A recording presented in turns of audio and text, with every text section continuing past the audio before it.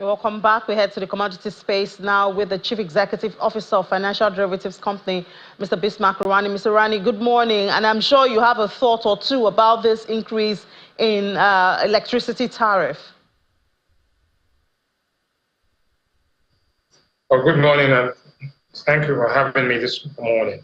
Yes, I have my thoughts on the electricity tariff. As an economist, the total cost is what matters. If you discount the cost of the generator, the cost of the diesel, and you put that side by side with the 225 naira per kilowatt, you will find that you are better off actually without your generator. If you're an band A, which means that you have 24 hours or 20 hours of quality supply, like those in Banana Island and so on, you find that you are better off.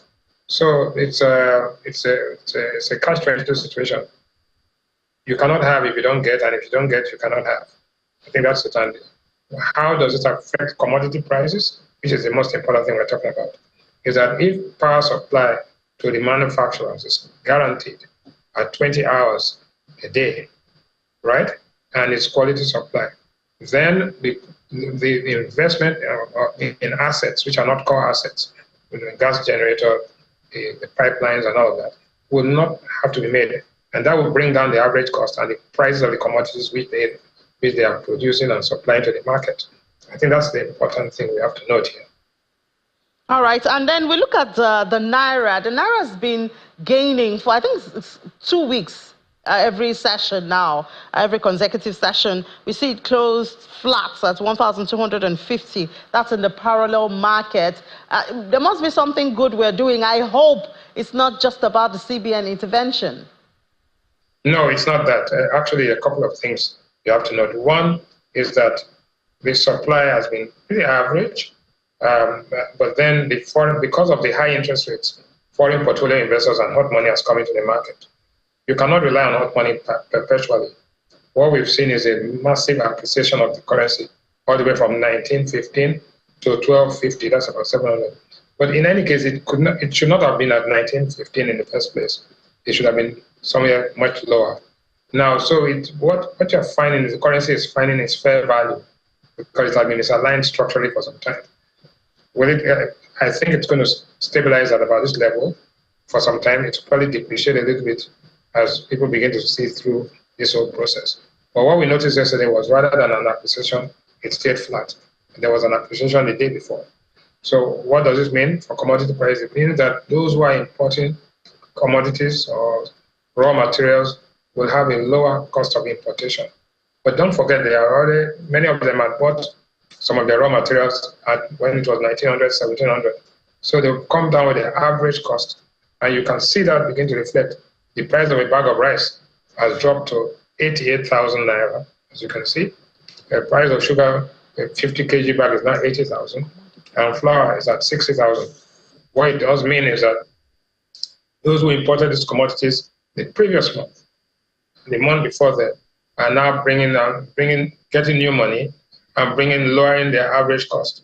But the interesting thing is that those who were not in the market before, who are now bringing it in at this new exchange rate, are going to compete and bring down the price further. So what I'm saying is that you will see some lowering of commodity prices in the next month. If the exchange rate stays that way, and if the interest rates stay the way they are, which means that people are saving more and consuming less, and the demand for foreign exchange should be tapering, you'll find that we will be coming towards equilibrium.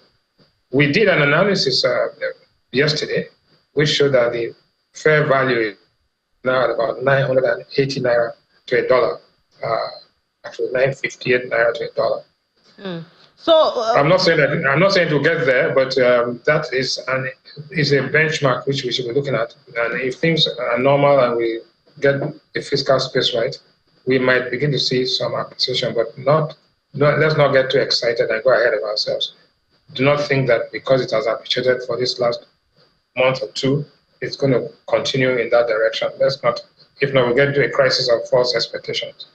So, Mr. Rwanda, are you warning people like me who are looking forward to having the naira 700 naira of, managing our expectations, or is it with time we will get there? No. If wishes were horses, beggars were right. The thing is that you can wish it to go to 700 or 500, but it's not going to happen. The reality is that where you have it now, hold on to it. If you can buy whatever forex you want to buy now, you can, but do not expect a miracle. It's not going to happen miraculously. It will happen because of hard work. It will happen because we are getting higher oil price, which is at about 88 or $87 a barrel. That's fair enough. And if we can produce without disrupting production, we may begin to see some stability in the foreign exchange market, which we have seen in the last 3 weeks. It is bound to continue, but do not expect a rapid appreciation that is going to get to 700 or 800. It's not going to get there for some time to come.